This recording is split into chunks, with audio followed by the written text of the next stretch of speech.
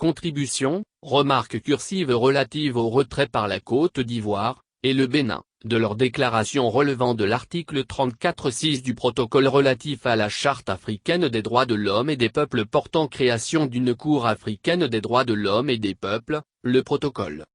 Le Conseil des ministres du mercredi 29 avril 2020 marquera durablement les Ivoiriens. En effet, le gouvernement a décidé de retirer sa déclaration permettant aux ONG et aux individus de saisir la Cour africaine des droits de l'homme et des peuples, suite à la récente décision de la Cour africaine portant mesures provisoires dans le cadre de l'affaire Soro-Guillaume et autres /État de Côte d'Ivoire. L'annonce de cette grave décision inattendue pour certains, et non surprenante pour d'autres, suscite naturellement un débat, notamment sur les réseaux sociaux et au sein de la presse. Chacun y allant de ses arguments tantôt juridiques, tantôt politiques, voire politiciens. Le débat tourne essentiellement autour de la signification et de la portée de cette décision. Face à cette situation, nous ne saurons afficher une mutilité au nom de notre engagement aux côtés des droits de l'homme. Notre intervention, en ce sens, se fera à l'aune de ces deux considérations, exception faite de l'examen des raisons avancées pour la justification de ce retrait. Une autre analyse ultérieure portera sur les motifs tenant au retrait des différents pays. Le débat étant ouvert, il m'apparaît nécessaire d'y apporter ma modeste contribution. Prenant acte de la décision du gouvernement ivoirien, j'essaierai, en ma double qualité de juriste défenseur des droits humains, de faire une analyse dépassionnée de la signification et des effets de cette décision, en étant pénétré de la finitude autant que du caractère limité de mes propos.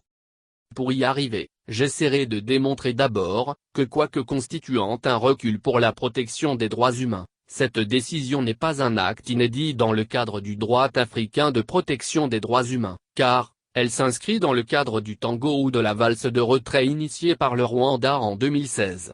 Ensuite, je démontrerai que cette décision n'est ni illégale ni illicite au niveau du droit international, mais apparaît inopportune.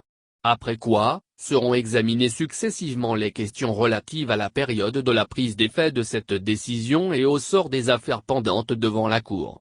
Enfin, la question d'éventuelles sanctions relatives à cette décision refermera notre analyse.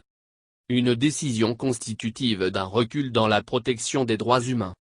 De façon simple, un recul se définit comme un mouvement ou un pas en arrière. Au regard de cette définition, la question est donc de savoir si le retrait de la Côte d'Ivoire constitue un recul. La réponse commande qu'on présente au préalable la situation antérieure avant la date de ce retrait.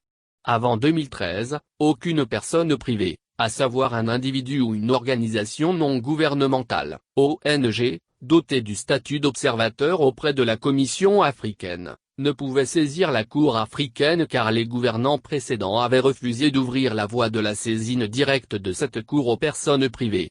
Mais en 2013, sous l'autorité de l'actuel président Alassane Ouattara, la Côte d'Ivoire a fait sa déclaration d'acceptation de la juridiction de la Cour au titre de l'article 34 paragraphe 6 du protocole de Ouagadougou instituant la Cour africaine. En le faisant, l'État de Côte d'Ivoire faisait ainsi un pas avant, en favorisant l'accès direct des individus et des ONG au prétoire du juge africain. Malheureusement, aujourd'hui, avec ce retrait annoncé depuis quelques jours, on fait un bond en arrière en revenant à la situation antérieure à 2013. À partir de là, ce retrait de la Côte d'Ivoire apparaît manifestement comme un recul en matière de protection des droits humains car désormais ce recours direct qui était ouvert se referme.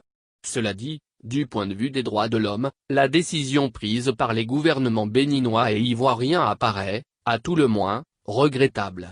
Le retrait de leur déclaration permettant aux ONG et aux individus de saisir directement la Cour est vécu comme un choc pour les défenseurs des droits humains, car elle prive leurs citoyens respectifs d'un recours régional contre d'éventuels actes arbitraires et les empêcheront de solliciter la protection directe du juge continental.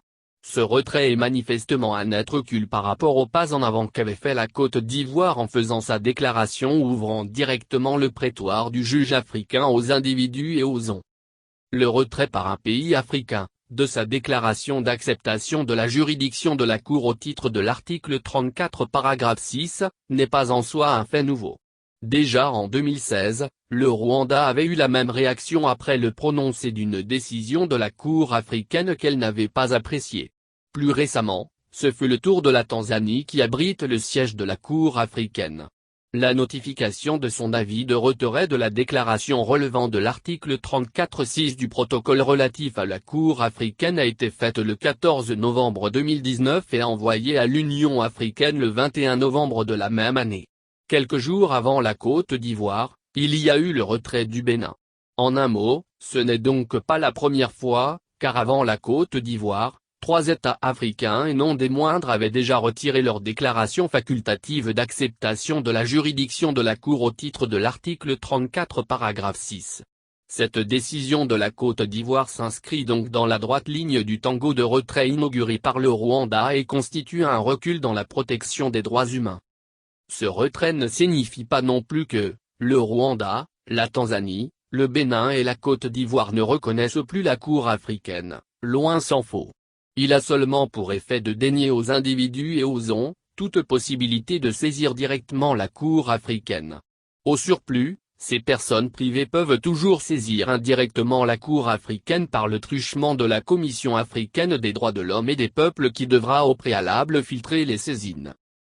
En fait, désormais, en cas de violation des droits humains, les individus et les ONG dotés d'un statut d'observateur à la Commission africaine des droits de l'homme et des peuples peuvent porter plainte devant la Cour de manière indirecte, y compris si l'État concerné n'a pas effectué de déclaration en vertu de l'article 34.6 du protocole.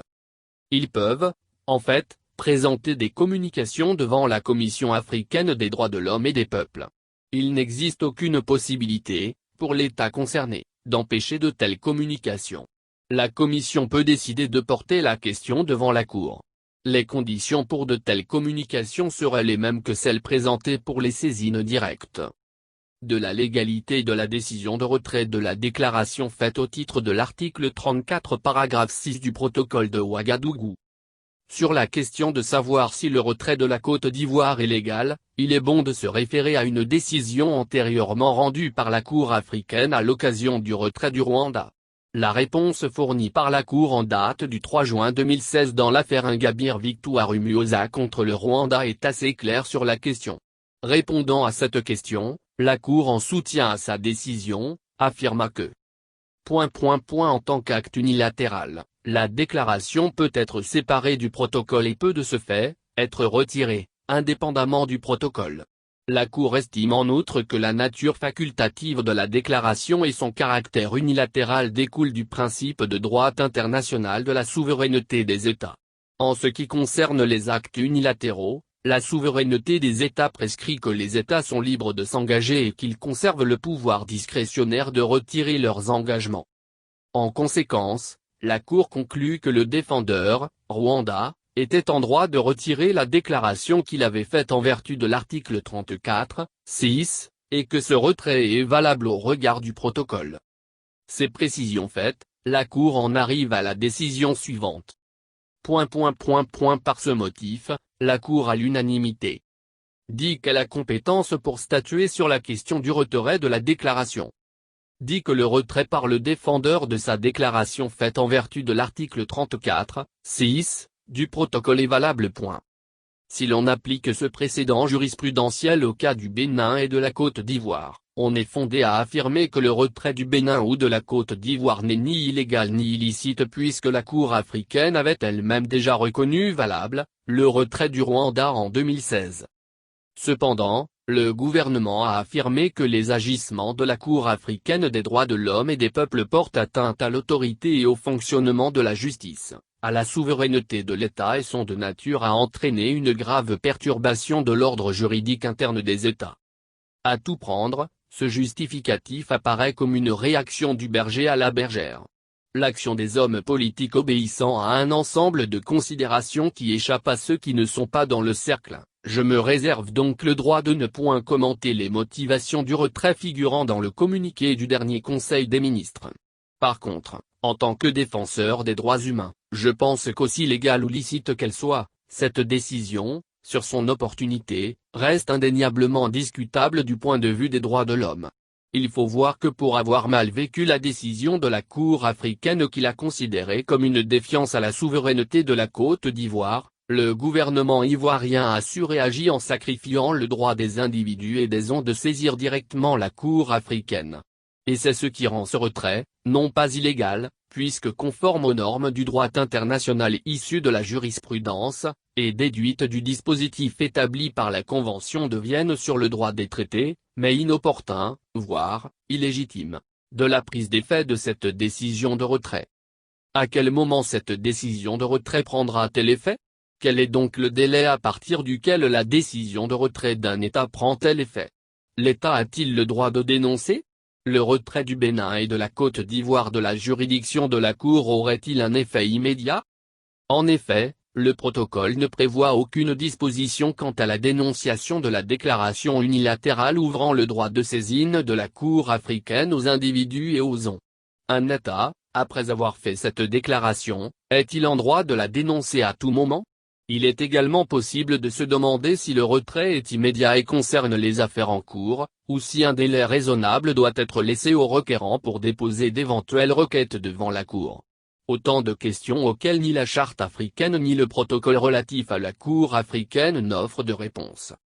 En l'absence de ce que les juristes appellent la lex speciali, c'est vers la lex generali qu'il faut se tourner pour tenter de trouver des réponses aux questions soulevées par le problème du retrait d'un État. Or, les réponses du droit international laissent aussi planer une incertitude quant à la date de la prise d'effet du retrait d'un acte unilatéral, comme c'est actuellement le cas de la décision de retrait du Bénin et de la Côte d'Ivoire.